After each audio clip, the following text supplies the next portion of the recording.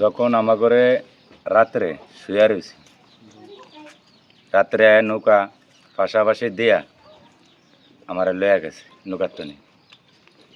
নৌকাতন নেওয়ার পরে এক রাত, যেদিন রাত্রে নিয়েছে সেদিন রাইতে আর পুরা দিন আমার ঘরে নৌকার ভিতরে বানিয়ে উঠেছে তলে, কিন্তু উঠতেই দেয় নাই। আমরা একটু ফোরসাপ করবো, ফোরসাপটা করতে দেয় না, একজনের গার্ফে একজনে করে, কিন্তু একটু পানি খুঁজছে যে একটু পানি দেন, পানিটা পর্যন্ত দেয় না। যে না দেওয়ার পরে দিনের 4টা বাজার এক পাতা কাপের পাশে এক পাতা কলা উঠাইছে, উঠিয়া ওই সময়ে কিন্তু এক লোকে টাকার লগিয়া প্রচুর পরিমাণ পিটাইছে। পিটানোর পরে বলছে যে তোর বাড়ির বাসার নাম্বার দে তোর স্ত্রীর। তো বললাম যে আমার বাসার নাম্বার মুখস্থ জানি না, যে জানি না বিদায় কুচি দেখিয়া হে পিটানোর পরে হে আমার হাতে এতকে আমার যেই জ্যাকেটটা ছিল নদীতে গাদ দিয়ে যে সিরা, এই জ্যাকেটটার ভিতরে 10,000 টাকা ছিল। এই 10,000 টাকা লয়ে গেছে। নেওয়ার পরে হে আর পিটাই নাই।